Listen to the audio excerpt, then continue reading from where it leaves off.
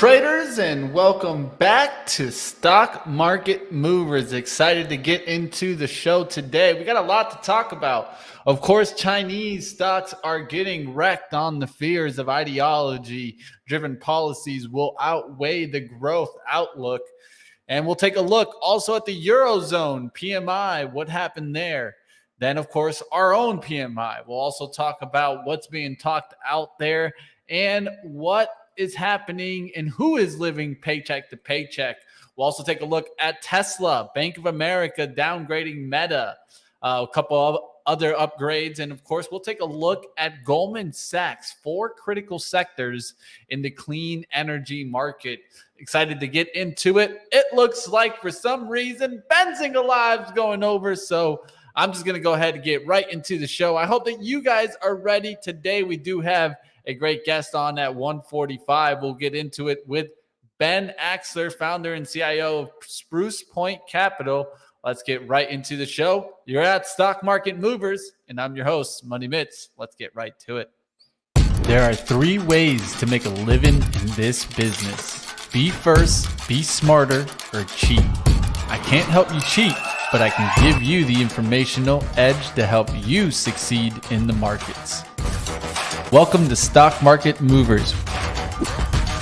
All the market moving headlines and expert opinions every day. They say money is the oxygen of capitalism, and I want to breathe more than any man alive.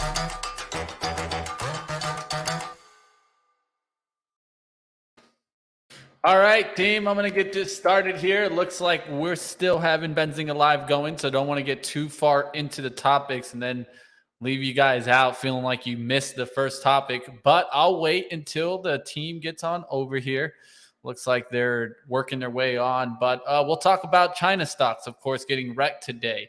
Of course, it just looks like continued destruction of their own markets. I mean, they don't feel like they're going away from this, and it seems like everybody that was calling for emerging markets as being one of the plays you should look for, well, this is what the concern is out there. It looks like Baba got down there almost to the, all-time low. It went really close. It got down towards 58.01, all-time low at 57.20. And we're talking about a period, I mean, you're going back towards 2014 time there for Alibaba, and definitely getting wrecked. It wasn't only in these kind of tech stocks, PDD, JD falls under that. You guys can take a look at a lot of different names, right? The Chinese EVs also getting hit hard. NIO down there towards $9.26 when this was a $60 stock back in early 21. Now has just completely come down for about 2 years, down to $9.27. And it was also in some tech names also. I mean, DQ getting hit, semiconductor equipment stock. It just, anywhere you looked at in these China stocks, they were getting destroyed out there. And you got to be careful with names like this when they're coming for everything. And I think that in the long run, this leaves room to find out what happens with these China stocks over time. Of course, these fears will probably continue as you're seeing, of course, more shutdowns in China. And I just goes to mention, right, what will happen if there is actually a battle with Taiwan? And I think that this is another thing that kind of show me that I want to be away from any exposure that China can destroy my portfolio. It just looks like they're destroying their own portfolios. So I'll tell you what, I don't want my portfolio getting wrecked because China is willing to destroy their economy. But it looks like that's what's going on right now. These stocks are getting drilled today. Let's take a look there. You could also be watching like C-Web, right? This is an internet bull kind of outlook. K-Web would be the one that was going up. And you guys can see, K-Web also. K-Web's just the one-time short. But it looks like there's nowhere to hide, right? There's nowhere to hide. Huya down there to $1.70. VNet, so many names just getting hit hard here. Even names that you just wouldn't think of still just getting smacked to the downside. And it looks like there's no stock that isn't going down right now. All right, let's keep battling out there. Let's see what is going on. Definitely smash the like. Let's keep going. What's your thoughts on Mullen? Well, Mullen is definitely also a part of those stocks that are getting big hit. But automotive, let's just be honest. A stock that's down at 50 cents doesn't give me any confidence that they're ever going to at least release vehicles. So in my eyes right now, I would say Mullen is a dead story until it comes back. But right now, in my eyes, this is a dead story. All right. I wouldn't touch this at all until it at least starts making some true vehicles, because it just doesn't look like it's ever going to. And whenever you see charts that have these huge wicks, those should tell you a signal they should maybe be running the other way. All right. Of course, Chinese stocks definitely causing issues, but it's not only Chinese stocks that are getting hit today. Of course, the Eurozone Flash Composite Purchaser Management Index fell to 47.1 in October, down from 48.1 in September. A reading below 50, of course, means contraction, so showing us that in Europe, things are getting worse, not better. This is where I think that a lot of people are kind of getting lost in the noise that's out in the market today. They're just focusing purely also on what's going on here in the United States, but not realizing how bad things are truly getting in Europe. Of course, the new prime minister in, the looked at right now at the one that's going to win the prime minister in Britain will kind of help. But it seems like the financial stability concerns are really, truly showing up. We got a couple of analysts out there trying to put some warnings out. And it just seems to me like this battle now is coming towards, will the Fed be kind of pulling back from their aggressive stance in December? Will there be a 75 basis point hike, or will they cut down there towards maybe 50 basis points or 25 basis points in December? It looks like there's a 50-50 chance of that happening now in the Fed CME tool, but we need to keep on watch. Today, we have been in a battle. Let's take a look at the overall market. Tried to get back up there to 378, could not hold up there. We've rejected multiple times in that 378, but I think overall, for the way that China stocks are getting just destroyed, for us to be into the green today just shows how much people want to play some of these earnings towards the upside. And I feel like in the short term, at least for right now, they're looking at the earnings like they could come in better than expected. The question will be, will that be what we actually see hit the tape when some of these bigger earnings reports come into play? Of course, there's going to be a lot going on this week. There's a lot of earnings calls going on, some of the biggest reports. We'll talk about that in a little bit coming up. All right. Now, one thing that I did want to talk about is, of course, the consumer, right? Well, the consumer, it has been said, and this was reported by Lending Club report, a report on the consumer's outlook. As of September, 63% of Americans were living paycheck to paycheck. According to the recent Lending Club report, nearly 64%, historic high, hit in March. A year ago, the number of adults who felt strained were closer to 57%. So that number is getting pretty high up there of Americans living paycheck to paycheck. And that just goes to show us that it's not even some of the smaller kind of players. This is even some of the bigger ones that making over 100,000, right? Starting to get pressured by inflation. And I'm starting to notice, I mean, the prices continue to go up. When will they truly peak?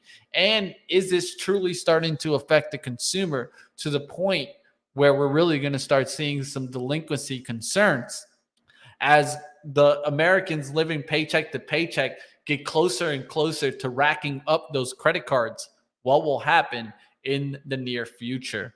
It's something definitely to keep on watch, because, hey, when the consumer gets tight, that's really when we're going to start seeing the demand destruction in these earnings. It seems like it hasn't shown up yet and could be coming. That's why I stated, is the worst yet to come? That's what we need to keep on watch. Now let's go towards some headlines today. Of course, Tesla shares were trading down because of a price cut on some of their vehicles. That was this morning in the pre-market action. It did catch a bounce there towards 207, trying to get back through the opening price of 208.20. Still in the red right now, so we'll see what happens in Tesla overall. But this was about the starting price of the Model 3 being cut, and also the Model Y sports utility vehicles being cut. Of course, some investors are trying to state that this is a good news. This shows that the supply chain is not affecting them as much for the cost. But I think also the long run outlook, right? The long outlook of demand in China starting to slow down, well, continuing to slow down, really. And it just seems to me that if we are having these recession concerns, will Tesla's deliveries be met going into next year? It's going to be tough, especially if China continues on the destruction of their economy. All right. Well, that's definitely something to watch. Another thing to watch on Tesla, of course, will be, do we get the report that Elon Musk sells some more shares to pay for his Twitter purchase? This is something that I will be watching for after the bell today. Could be the first day that we get that release there. We'll definitely keep watching. Of course, the transaction with Twitter needs to happen before the end of the week. You got the end of the week, 5 p.m. for it to have hit. If not, they're going back into the courts. We'll see what happens. Will Elon have to sell some more Tesla shares? That's what I think could really get it down below this 200, is going to be if Elon sells. We'll find out today. Well, not today. I mean, we'll find out this week, really. It could be all the way until the end of the week until we find that out. All right, let's keep going. We're going to go into the next major headline. We got a lot to talk about. I'm going to try to get through all the headlines, and then we'll go into what was hot and what was not. We got a long time till we get to our guest today. We have a great guest, like always. We're going to actually be talking to Ben Axler, founder and CIO of Spruce Point Capital. We'll be talking about some of their recent short reports and some of their home runs, some of the short reports that they've kicked it out the water with in the last year or two. So stick around for that. It's going to be a good conversation. That's coming up at 1:45. Let's keep going in the markets. Let's go to the next headline, which is going to be a Bank of America downgrading on Meta. Let's go to Meta and take a look how it's trading on the intraday action. You guys can see this was coming down strong, and it did do a little bit of a turnaround. Why did Meta get a little bit of a turnaround? The big thing with Meta was that Snap started ripping up, and it was a lot of these options that were kind of getting pushed up, and you saw Snap take the rip. Well, Meta followed, and so did Google on that rip, and so did Pinterest on that rip. You guys can see these little push up. That was all off of the sympathy move from Snap trying to get that push back. I think this was a lot of like kind of shorts covering, but we got to just keep watching. Maybe it could have been a situation where someone was trying to lock in some gains there in Snap by using some options. But it's something to keep in watch. We'll see what happens with Snap and, of course, Meta. But let's talk about why Bank of America downgraded them. Well, Bank of America is downgrading them based off of the ad revenues that they expect coming down. So while in Q4 and 23 expected have been lowered, we expect the advertiser budget cuts in early 2023 to weigh on the sentiment and drive added uncertainty on the post of the IDFA change and real transitions. Analyst Justin Post from Bank of America stated this. And so downgrading Meta, downgraded to neutral from a buy. And so they were on a buy, and now they're kind of more in a neutral stance. I actually am more in a sell stance, but we'll see what happens here in Meta. Will it be able to hold the bounce there from the Snapchat sympathy? We'll end up seeing what happened there. Look, catching up with the chat. What's going on out there? Born, EG, Hertz, Cream. We got Andy Y in the house. Christian, what's up, guys? It's good to see you guys in the chat. Do me the favor, hit the thumbs up. Brian Wood, what's the importance of 130, the 130 press conference? Well, the 130 press conference could bring some news. I don't know exactly what it's going to bring for us, but it has to do with the Justice Department, and it's the Attorney General Merck Garland, Senior Justice Department, to hold press conference on significant national security matter. We'll have to wait to see what is released there. That's going to be at 1:30. All right, let's keep going. Melanie, never forgotten. You never forgotten. And of course, we got Jay Rice and Jim Trades in the house. We'll get to it. All right, let's continue going with the other headlines. Out of the meta downgrade, let's go to an actual upgrade, a pair of upgrades by JP Morgan. Let's go to Wolf. Wolf is a semiconductor stock that did get a upgrade today, and this was a price raise from 130 to 60. JP Morgan upgrading Wolf's speed here to overweight, raising the price target from 130 to 160, and it looked like it got hit here, pulling back fast. You do see this kind of down gap, or this kind of gapped up here. And so you could kind of fill in some of that shadow before you get that push. But it does look like to me like you've been trying to get through that 120, can't get through it. So if you can see here on the weeklies, you can see how we keep battling once you get above there. If we can get back to 120, I'll be bullish this name. But right now, it looks like it's on a little bit of a pullback. Could get back below the 100s. We'll see what happens there in Wolf. Next upgrade actually went to Avis Budget Group, and this one was an interesting one for me. Avis, of course, car. You guys can take a look at it, and it's coming back. I mean, that it pulled back to that support, holding on right now, and trying to take another leg up. Now, I think this is one that you definitely keep on watch. And if car is going to get that type of lift from an upgrade here from JP Morgan to overweight and announcing a 231 price target, what will happen to Hertz? Well, there you guys see it. Hertz already getting a little bit of a lift here out the gates. Will this one get a ratings upgrade? Well, I'd keep this one on watch. We'll see what happens on Hertz Global to see if they get a lift after Car's recent lift.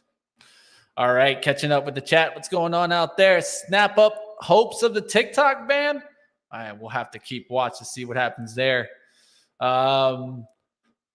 Looks like Russian collusion in the midterms. Oh, good Lord. We're definitely going to have to keep watching what happens in the midterms. And will that actually create a rally or kind of a sell-off is still to be seen. All right, let's get to the next headline. Of course, we just talked about Avis Budget with their JP Morgan upgrade. Now let's talk about an area that I thought was interesting. Goldman Sachs coming in here, identifying 4 critical sectors. And they're identifying 4 critical sectors in different areas. And of course, we'd like to pay attention to these major reports from Goldman Sachs. Big reason for me is that a lot of investors get these reports, right? We want to make sure that we catch these when they hit.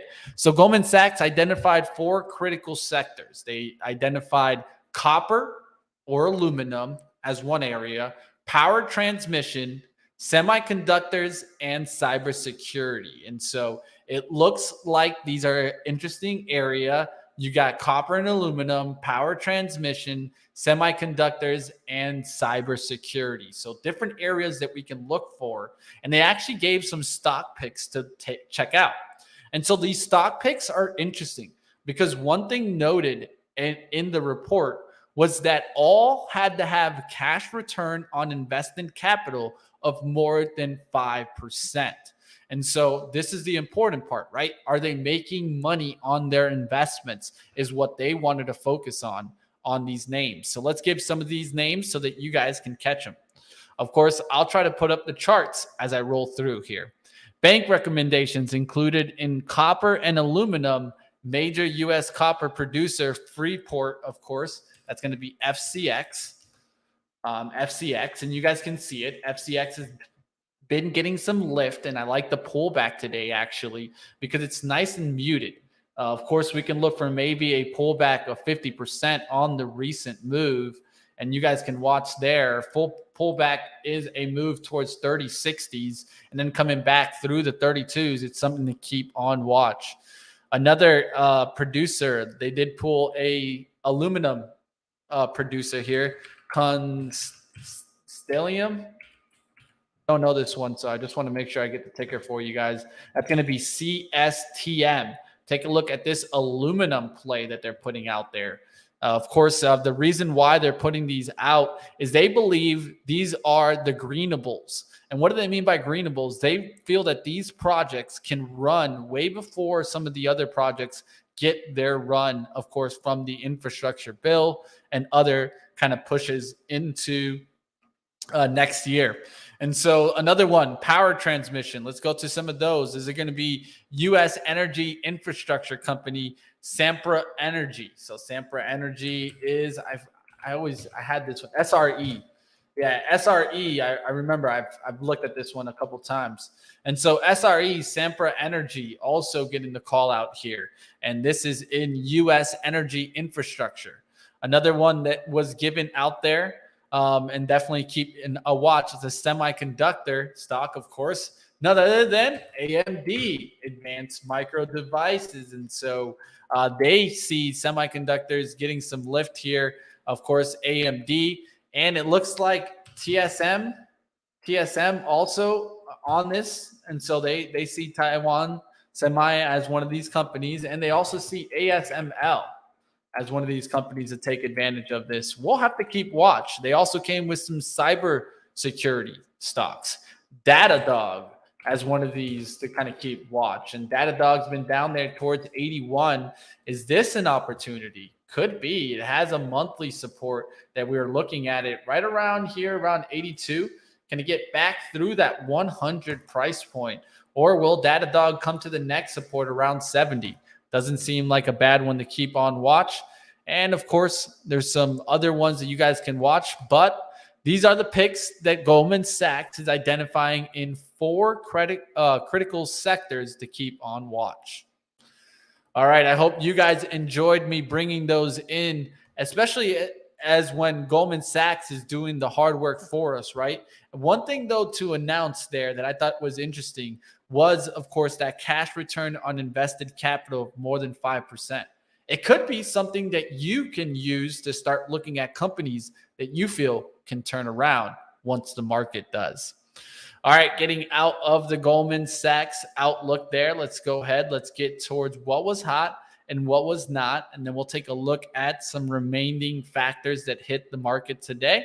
And of course, we got our interview that's going to be coming up at 1:45. Excited to get into some Spruce Point talk. We're going to take a look at some short report talk, but stick around. A lot to talk about right here on Benzinga. Let's go towards the next one. Let's get towards what was hot and what was not. This is where we take a look at the sectors and industries that were moving and what was in the green and what wasn't. Well, today, communication services are in the green today from the open, about 0.39%. Some of these stocks getting some lift. Of course, T-Mobile was one that I had looked at earlier today. Was a nice little setup. Was setting up for a nice little next push. Talked about this while we were right here, looking for the nice little push above, and it held the pullback. T-Mobile getting some lift. Verizon getting some lift also, and AT&T. All stocks that we were looking at today as they were getting some push in communication services. Defensives behind there, of course, when we're having down days, normally we see defensives take lead. Look at the SPY. SPY still battling there. So it's interesting to see the defensive still leading up here.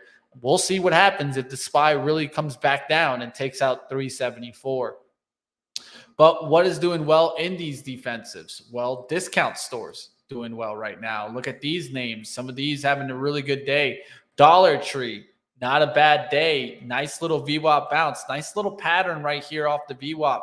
Good little push up there. Costco getting some nice push. Almost back to the 500. We've been looking to see if Costco would get back into that $500. Looks like we're almost there as Costco getting some lift. Burlington getting a little bit of a push here off the big pullback. This has been one of those that I would expect to see also continued discounts. But one thing to note, though, of course, is Burlington is a discount store. So maybe in the long run, Burlington can turn around here. We're going to have to wait to see some type of earnings. BJ trying to catch the bottom there around 70. It looks like it's acting as good support. So I would be looking for a run back to 75. Maybe even getting up to 77 on BJ. Of course, Target, also one of these that I'm keeping on watch. It's been sideways for months. Let's see if we get a good report out of Target. All right, let's keep going. Confectioners also on there. Soft drinks are definitely into play. Keep these in watch. After PepsiCo's good earnings, you're starting to see them starting to push. I'd keep on watch Coke, as this will probably try to play a little catch up with that PepsiCo earnings report, right? We'll see if this can really start moving, getting back towards 58, 60s. We'll see what happens there in Coca-Cola. All right, let's keep going. What was hot and what was not. Next one would be healthcare names. I've been playing some of these. I think I'm still in CVS. Let's just take a look at it. I'll be able to tell just by the chart there.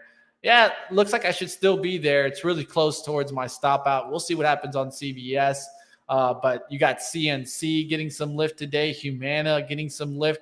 We'll see if these can continue pushing. ELV was one that was really pushing this morning, then turned around. So keep your eyes on these. Financial services, we were seeing the big banks have a really good jump. JPM, right, had a really nice daily chart, has continued. Nice little pullback here towards the prior resistance, holding that prior resistance. And so I would definitely watch this high around 120.14. And it looks like it's holding as support right now. And you can see here around 120s. And you can see it bottoming 121.33s.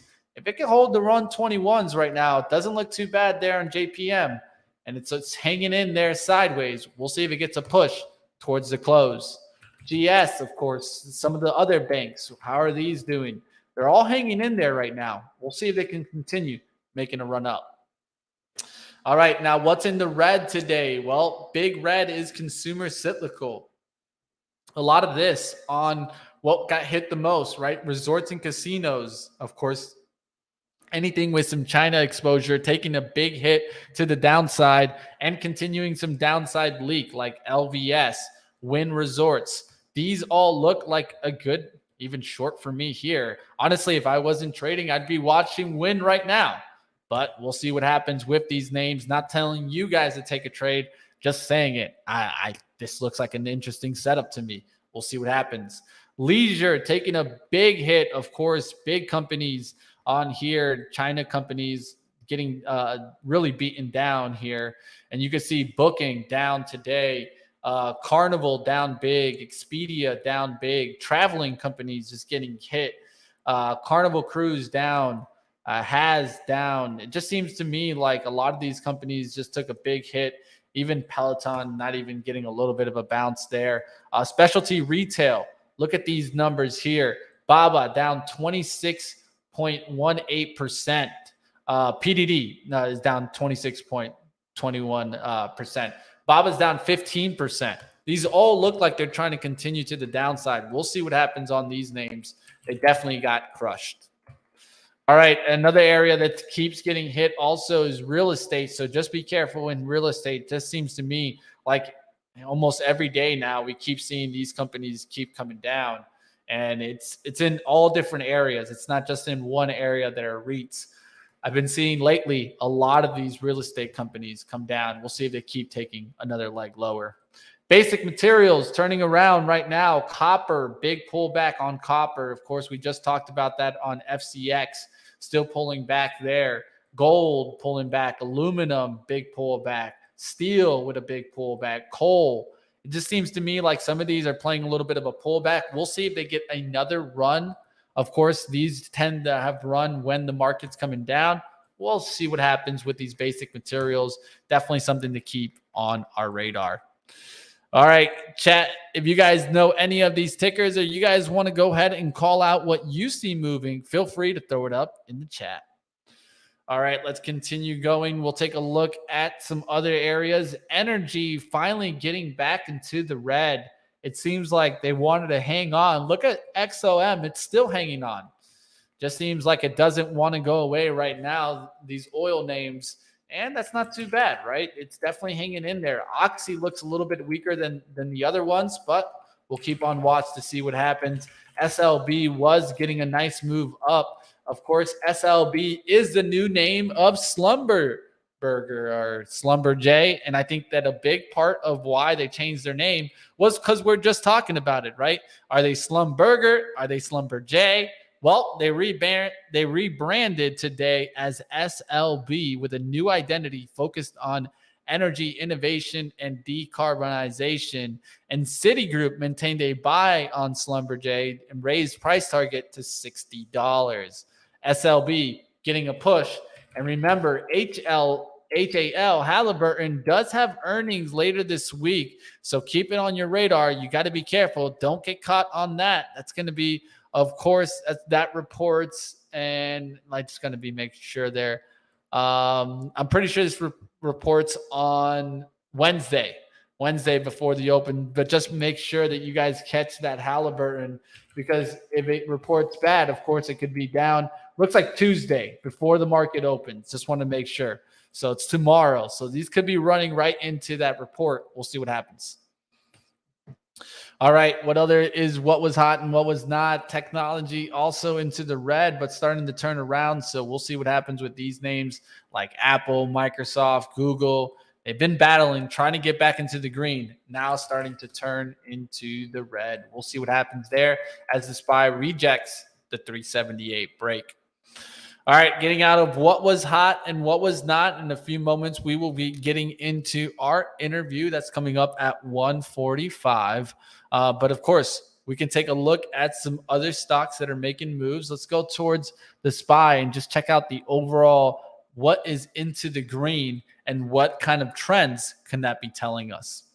All right, so let's take a look. One of the stocks into the greens, Tractor Supply. Of course, they had really decent earnings last week reported and really starting to get a nice little push. We'll see if Tractor Supply can continue pushing towards the upside, as it's a specialty retailer now getting the 200-day moving average below it. Now I think you just need to look to see if 200 holds. If 200 holds, Tractor Supply looking good. But of course, this is not a big driver, right? We'll see what happens there in Tractor Supply. You also got AZO, AutoZone, making a really nice push. I talked about it when it was on this decline right by this line here. We were looking at this on September 19th as we were pulling back here. And of course, September 19th was on what day? Well, we were right here. And I was talking about maybe let's take a look here to see if AZO would catch that bounce off that trend line and get right back up there. Well, it looks like it was a great opportunity to get AutoZone. As you had seen, every time it went down there, it caught the bounce. It caught the bounce again near that 200-day moving average, now up there to 2,400 as it's given a nice breakout look here. And it's not only AutoZone, it's ORLY, also O'Reilly's getting some lift. And this just shows me that we're going to continue looking at used cars getting some lift. Why? Because the truth is there's going to be a recession, and recession brings the worries of the new car purchase. So AZO getting some lift, O'Reilly's continuing to push, and it looks like they still got some legs to this rally. Of course, you got to be looking for some pullbacks now, but we'll wait to see what happens there. All right, catching up with the chat. If you guys have some a ticker that is on your radar, make sure you throw it up. We'll make sure to cover it. All right. Buglog says Snap is falling. Did it finally get off of that push? Let's take a look here. Snap is falling. Look at that turnaround there. And with that turnaround, what would I look at? I would look at Meta, because Meta is going to drop with it. And so there you guys see it. Hard down action in Meta. Also going to bring in hard action in Google to the downside. Also, I'd be looking for Pinterest to get some hard action to the downside. Leader in the laggard. We'll definitely see what happens there. Starting to get hit hard. I don't know if this is news related, but that's a hard downturn there in Snap. On the 5-minute, you're talking about about 5% move down. And I think this will affect some of the other stocks. And you could see the SPY start heading down, of course, if these bigger names start washing out like Google and Meta. All right, we'll see what else is moving. I don't know, but Friday's pump must have been a hoax after today's Yellen speech. Yeah, I mean, Friday's pump, really. Let's get down to it, guys. The pump was really started by the Wall Street Journal. And I put it out on a tweet on my Twitter that the Wall Street Journal was creating a little bit of FOMO here. Let's just be honest, a little bit of fear of missing out. And a lot of this was right close to the bell. And right close to the bell is really when you got those emotions that can get, just taken up by a release like this, a rumored release like this. And it's not really factual, right? They didn't say 100% that the Fed was going to slow down in December. They just stated the rumor that's being talked about here. And then we saw the reaction, an overreaction to the upside. It was helped by, of course, Daly, the Fed president, and she said a couple of things, right? That we would review the pace of the hike rates, but also stating that they couldn't get it down quick enough, of course, because they need to battle inflation. They couldn't turn too quickly. So in my eyes, has anything truly changed from Friday? Not really. The only thing that I would say is more bullish is the earnings. The earnings themselves seem to be coming in better than expected. And in a week where the Fed is on a quiet week, and I said it, we should celebrate, team. The Fed will not be talking this week. What? That's a surprise, right? And what can happen then, right? Well, we're going to be paying attention to these earnings reports from the big boys. Those can either prop up this rally or knock us through the rally, right? Knock us through the support, and we're working our way right back down towards the longer support. Well, keep on watch. We'll see what happens. The biggest day for me is Thursday. Thursday is going to change everything. And until then, going to have to keep watching, see what happens there. All right. DOJ briefing at 1:45. Yeah, I heard it was supposed to be at 1:30. Did they push it back? I know that I was watching on the Justice Department Twitter, and they were saying 1:30. So maybe it doesn't start to 1:45. And what happened to Snap? Let me see if there's anything that I have reporting here. I don't think I have anything reporting, but in my eyes, that kind of pop earlier in the day. And full disclosure, I don't know 100%, but to me, that pop seemed to be like someone was locking in a longer term short, and you were getting some push as, of course, the bigger sell was happening. Look at that down action that's now happening in Snap. And remember, I mentioned Meta, right? We were right here. We were only at the 130s. Now we're down towards 128.30. There you guys see it. 2 points down there from that release. And of course, when you start seeing one, they start hitting the other, right? And then they start hitting the other. Look at Google. Google wasn't going down as much.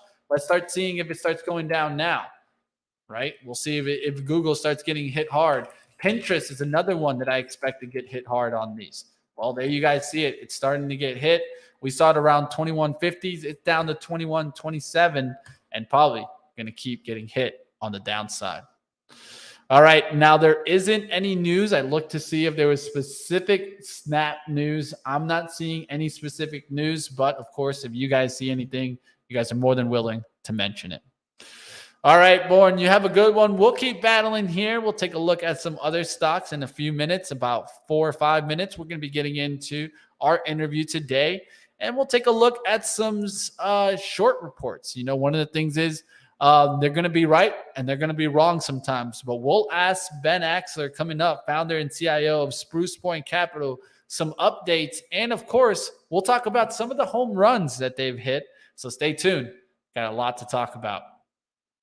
All right, so Pinterest still falling there. Snap also falling. It looks to me like that was a bigger sell there.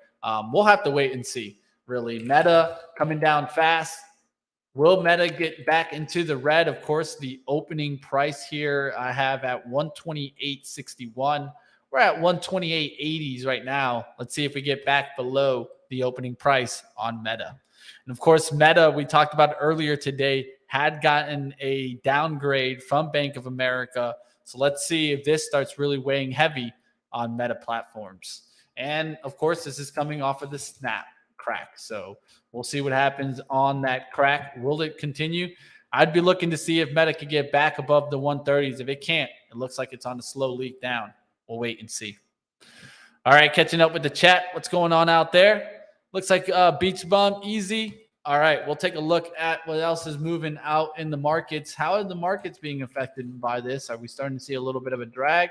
A little bit of a bounce there in the SPY, so it's not completely just taking over the market there. And Meta is going to be one that I will watch.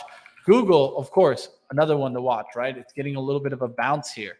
We'll have to wait and see if this actually hits Google or not. Of course, they're going to be the first big one to be announcing. We'll just keep watching. There's so much on the earnings calendar, right? We got tonight, Logitech, Discover, but tomorrow, Alphabet, Microsoft, Visa, big names after the bell, and definitely going to keep watch to see what happens there. And before the open, you got UPS, you got GM, Coca-Cola, 3M. There's so much going on this week. There's almost too much. Really, the truth is that the earnings start taking control of the market. And at least on a week like this, where we have a quiet week from the Fed, it's just going to be earnings galore. And if anybody pre-announces, that's what could really shake up this market. We'll see what happens there, as they are getting a bounce in some areas, and some areas are getting wiped out.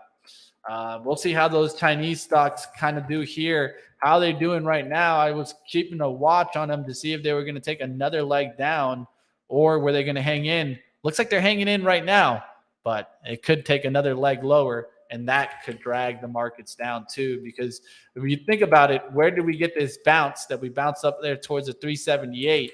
It's right around the time when Baba started bouncing. So we'll see if these get wiped out again. Will they start dragging us right back down? All right, getting out of the Baba talk, we'll keep watch to see what happens on these stocks. Of course, SPY trying to hang on right now. And I think, like I've talked about it, sideways action is good for the bulls and bad for the bears here, as we're still kind of building up some consolidation here between the 378 and the 363. Of course, earnings reports could shake us out of this range. We'll have to wait and see this week. All right, getting out of that talk, we're going to go ahead and get right towards our interview, maybe a couple minutes early, but I got a lot to talk about, so let's get right to it. Excited to get into our interview. We've had him on before. We're going to have Ben Axler, founder and CIO of Spruce Point Capital, back on. I want you guys to give him a welcome and get those thumbs on up. Let's go ahead. Let's get it going here, right here on Stock Market Movers.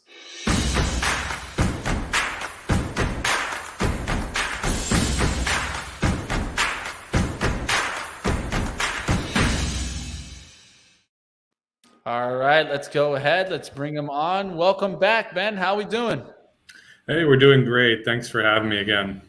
Of course, that's what it's all about. Like we've spoken on, of course, social media. One of the things that we try to do here on Benzinga is always try to show both sides of the coin, because we feel that truly that's what the investor deserves, right? I mean, there's too many times where certain medias have a tendency of focusing on one side of the coin, when really what we're here to do is present information for investors. And I feel like that's what truly you guys do. Yes, it's on the sell side, of course, and you guys look at short reports, but truly what you're trying to do is bring transparency inside investor space, right? And especially retail investors that a lot of times get misled by companies. And I think that that's truly what you're here. Is that what the mission is behind at Spruce Point Capital? That's absolutely right. Look, what makes a market are buyers and sellers, and we believe strongly that only generally one side of the story is being told, and that's the side that the companies want you to hear, and that's what they want to sell you on, and that's what the mainstream media, wants you to buy into. But we definitely believe there's a lack of voices on the sell side and giving alternative views as to what is actually happening and what might be going behind the scenes at the companies that you aren't hearing about in the mainstream media. And we're doing that by obviously digging deep into the financials and reading footnotes, looking at the accounting assumptions behind presentation, doing background checks on management, talking to people in the industry or former employees, doing all that old-fashioned work that is a lost art. Definitely. And I would say that, one of the things that I hear of negativity towards short reports is that they don't do the due diligence. Now, that's one thing that I could definitely say from going through multiple reports that Spruce Point Capital has put out. There's a lot of due diligence there. Hmm. And you'll see from their expansive reports that they put out, it's not just, a letter out to, investors. No, it's a big presentation. So if you haven't seen some of their reports before, I definitely recommend you guys get over to the website and just work through some of these. And we're going to be talking about some of the home runs that you guys have had in the last year or two. But let's first get into the new update from WD-40 that you just recently put out. Yeah. So, that's a classic example of a company most people know, right? You probably have one in your closet, a little blue and yellow can that's a lubricant that you spray on things when your door is locked or some, latch gets stuck. And, just because you know a company, you're familiar with the brand, doesn't mean it's a great investment. And we've done a lot of work on WD-40. We think that they're suffering from some longer term challenges. Number one is, electrification of vehicles and bicycles. New electric motors have fewer moving parts. Electric bikes have fewer moving parts. So the less mechanics that go into a vice, the less need for lubrication. And so that we think is a big long-term trend moving against them, number one. Number two, they don't have a proprietary product. So while you think that WD-40 has something special, they really don't. They have a formula that they don't make public, but that doesn't mean other companies can't make lubricants and sell it, at prices 50% less than WD-40. So if you go into the dollar store, you'll see the WD-40, but you'll see a house brand, which, functions very similar at 30-40% less. So, we think they're very challenged. We've criticized the management for not being as transparent about what's going on in their various end markets. Both the CFO and CEO have recently, quote unquote, retired. We're calling on the new management to kind of reset some aggressive expectations on the revenue side. They chose not to, but really where the rubber hits the road is the earnings or the lack of earnings. And you'll see, if you look very carefully, for this past year, they have a $2+ billion market cap, and they generated $2 million of cash flow. And that just doesn't cover their capital spending. It doesn't cover their dividend, and it doesn't cover their stock buyback. So that means this company is going more and more into debt just to take money from creditors and give it to the shareholders. And that, to us, is a very nonsensical policy. It's not sustainable. And as a result, we think the stock has more downside, downwards to below $100. We find it to be very overvalued at 3 to 4 times revenues. A company like this with no moat, with limited growth, should be trading at 2 times revenues. And if you believe that multiple, we still see another 50+ points of downside. So let's go to the next up here, MGPI or MGP ingredients. Let's talk about that. It seems like this is a transformation story gone wrong. Tell us about the company and where they're failing to meet some expectations. Yeah, so this is the one we were on a long time ago. They bought an old liquor distillery in Indiana, and they got lucky. They bought it distressed in 2009, for $20-30 million. And look, we had a big whiskey boom and a liquor boom over the past decade, and they benefited from that. But in all markets where supply and demand are in balance, eventually profits bring supply and demand back in balance. And so that those profits from the distillery business have sort of petered out. And they've always talked about wanting to transform into a branded liquor company. So before, they would make the whiskey and then sell it to a marketer. So you go into the store, you see a liquor bottle, maybe it's like, I don't know, the Bullet brand or Hell's Angel or whatever the case. It's not actually, that company might not actually be making that liquor. It might be MGP making the liquor, selling it to the marketer, who then puts it in the bottle and the label and sells it to you.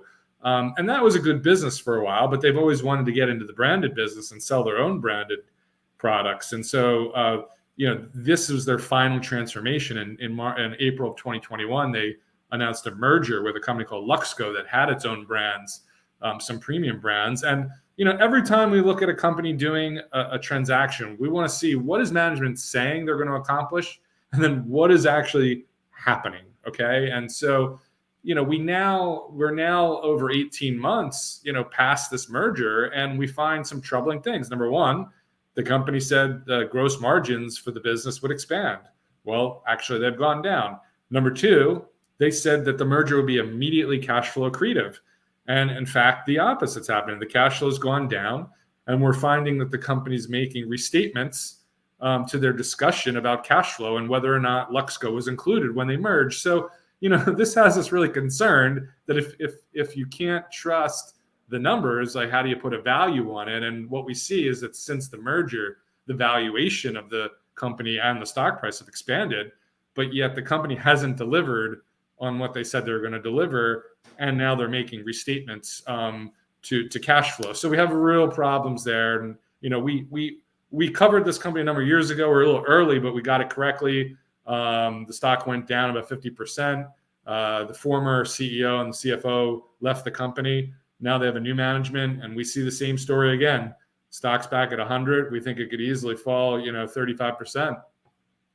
Yeah, I think this is important. One of the things that I see you guys calling out here is the trend, right? And then on Spruce point, arguing that the grand ambitions are starting to fall, right? I mean, one of the things is when these trends seem to change, right? It seems like there's a lot of times these kind of, I would call them the late majority to the trend.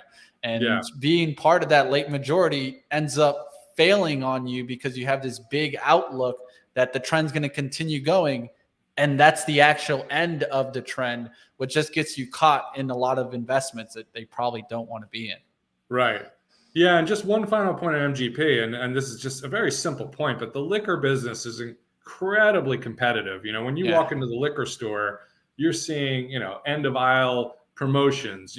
Companies are fighting for shelf space to get your eyeballs directly at your eye level. To succeed in this industry, you really have to spend a lot on marketing and advertising and promotion.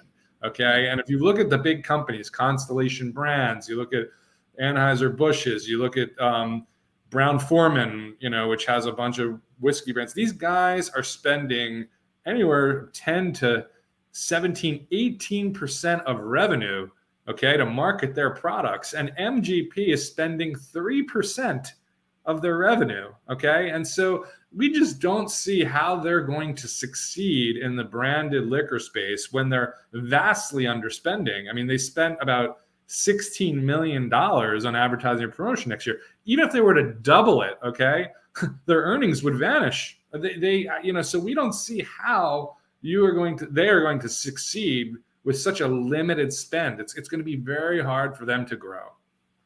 All right, now let's have this is where I think we have a little bit of fun. And let's talk about some of the ones that you guys have hit some home runs with, because I think this is an important thing to look back on, right? And so the first one on my list was one that really caught my attention when they first came out. And it just seemed like everybody was definitely hyped up. And a lot of times that's what we're going to see with a lot of these companies that are mentioned for the home runs. A lot of hype behind these companies, but just didn't find the hype. Let's first one up is going to be Oatly Group. This was an interesting one. This one you guys actually called out around when it was around $20, and now look where it's at. We're at 197 there. So what do you think about the Oatly Group now? Well, full disclosure, we're no longer short it. We covered it probably a little bit too early, but having said that, we shorted it at an incredibly attractive prices when it was in the high teens, even over $20 a share. It was just something that seemed so ridiculous at the time to think that, an oat milk company could have a $15 billion valuation and losing money. I mean, again, at the end of the day, as we talked about with liquor being a competitive business, oat milk is a business that has no barriers to entry. I mean, you can make it at home from oats and water, right?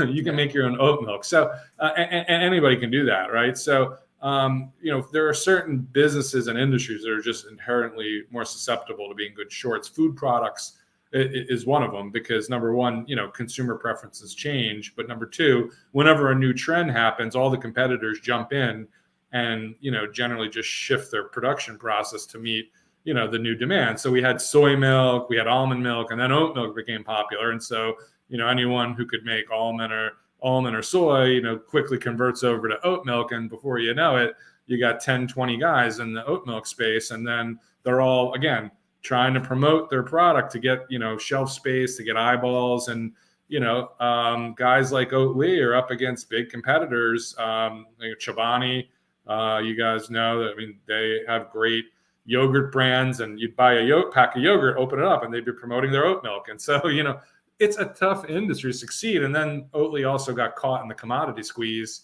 with oats and rapeseed oils and all other inputs going up, and they didn't have the ability to pass on prices that quickly. So the margins got crushed, and the stock, went down, and now it's, probably at a little bit more reasonable level. But I think still there's an open-ended question: will this company ever make money? There's a possibility they never make money. There's a possibility the stock goes to zero. But at this point, the risk reward is less favorable when you're shorting something in the high teens. Is shorting a sub $2 stock. Anything can sort of happen, and we've seen cases in the food business of irrational buyers. So who knows? Maybe Pepsi and their Quaker Oats wants to get into oat milk, and now they can buy Oatly on the cheap. I'm just speculating, but my point is, it's just it's a little bit less of a favorable risk reward here. Definitely the hype came down. And the next one that I'd give you is Generac. They recently came out with their guidance cut, already getting hit. But I think your guidance was a little bit earlier than their guidance there. Talk about what you're seeing recently in Generac. Yes, that thesis is playing out. It's a company that we felt was very highly promotional. You type in Generac and CNBC or Fox Business News, and the CEOs all over the place talking about, potential, climate disasters and grid, grid issues that they're going to solve with new acquisitions. And, their core business is home standby generators. And one of our concerns was that that's a maturing category. And now all of a sudden they pivoted with some acquisitions into the clean energy space. Why? Because, they get a higher multiple for entering some faster growth, more ESG friendly areas. And, but you always have to look at, like, again, what are the companies saying and what's management doing? We started to see the CEO create a family foundation, start to sell, stock under 2 stock sale programs. And we started to see some stress in the numbers with payables, growing really fast and working capital starting to get strained. And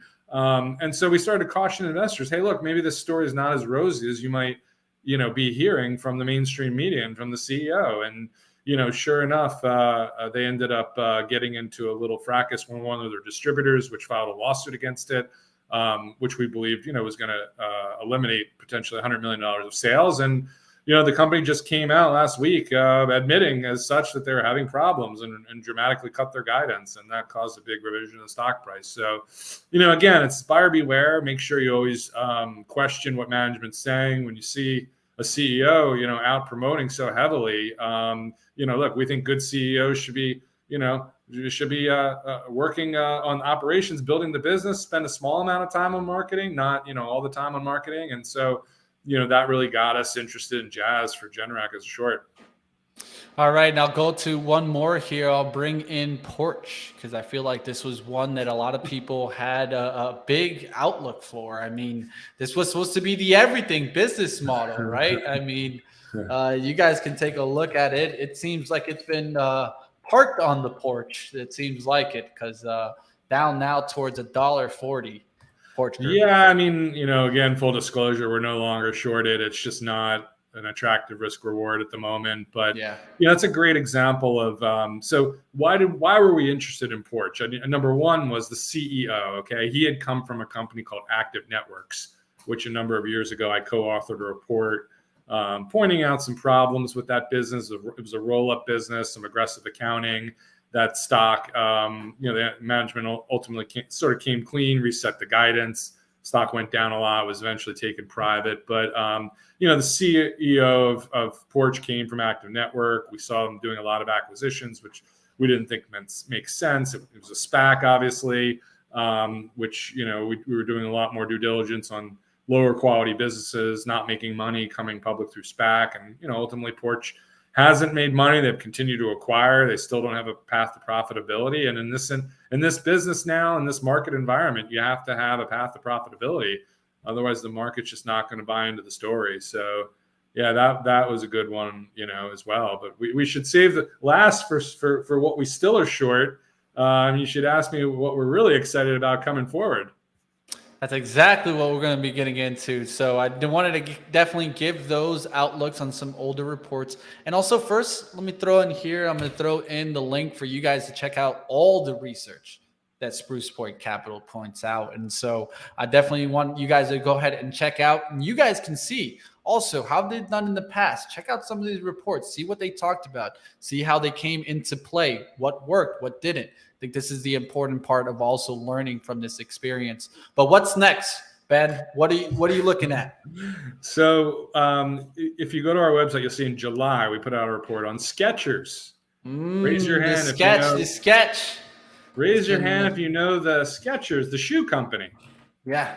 Well, most people are familiar with it. And of course, again, getting back to WD-40, you know the brand, you possibly trust the brand, but do you know the actual company, and do you know the people behind it? And do you know what's going on with the financials? And, we warned about Skechers. Number one, they have, dual class share structure. And, we believe the governance could be better, giving shareholders more of a vote and say in the company. They're being advised by someone with an SEC record, that had worked at LA Gear being an old shoe company that came under SEC scrutiny a number of years ago. But look, why are we jazzed? I think there's no question that when we put our first recommendation back in July, I think the stock was about 38. So the trade's in the money and stock's down 4 points. But why we're really jazzed is we're playing for the next 20% down, the next $8 to $10 down, and the company's going to report earnings soon. And if you follow the shoe and the shoe industry, you'll see that guys like Nike and Adidas are out there warning very, very carefully about consumer slowdown and about inventory not flowing through, and about ultimately margin pressure. And and part of our report, Skechers has pretty decent exposure to China. And late last week, Adidas came out and warned about slowing sales in China. And so that's a big part of the Skechers story is China. Which we think is going to disappoint. If you look very carefully at Skechers inventory, it's extremely elevated. We noted this in our report. On the last call, management said it was repositioning inventory, which to us means inventory is not selling at certain locations. It's being moved around. But we think the company's stuck with a lot of inventory. We think that the revenue expectations haven't yet come down for next year. So if you look very carefully at the revenue estimates for 2023, the analysts haven't revised them at all, and yet analysts are revising, Nike's numbers down and Adidas numbers down. And ultimately, look, we think they're stuck with too much inventory. We think the revenue numbers have to come down, and we note that twice in Skechers' recent past they've had inventory corrections, where when they finally come out and tell investors that there's too much inventory and take markdowns, the stock has gone down, 15, 20, 25% on that news. So there's a chance it happens this quarter or next quarter. They're going to report this week. We'll see what they have to say. But all the data points in the sneaker industry, if you believe that Nike and Adidas, two global brands, are good bellwethers for the sneaker business, I'd be very cautious on Skechers into earnings here. Yeah, definitely. And when we start thinking about it playing also into the China, we just seen China stocks getting crushed today. It just goes to show us that the demand in China is definitely not where it needs to be. Well, thank you, like always, Ben Axler, joining me. We'll definitely have you back on anytime that you want to come on. The floor is yours, my friend. I love it. Thank you very much, Money Mitch. You guys keep up the good mission. I think you're doing the right thing, giving the short sellers a voice. We need more of it. We need more players like Benzinga and Money Mitch out there.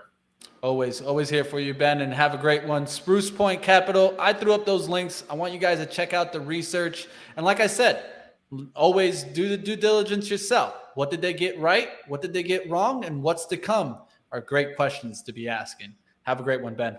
Take care. Okay.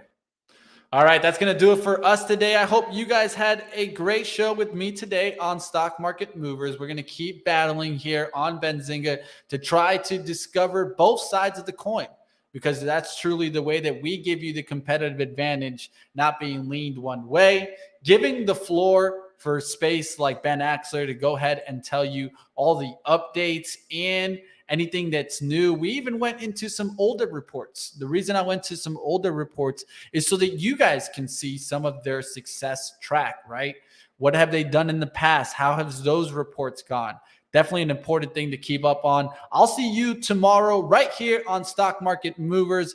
Up next, you guys have At the Close at 3:30. Don't miss that. That's going to be where I get to cover the overall market action, what happened in the intraday with Joel Elconin on At the Close. Of course, I'll see you guys in just about an hour and a half. Hit the like on your way up. Hope you guys enjoyed today's action on Stock Market Movers.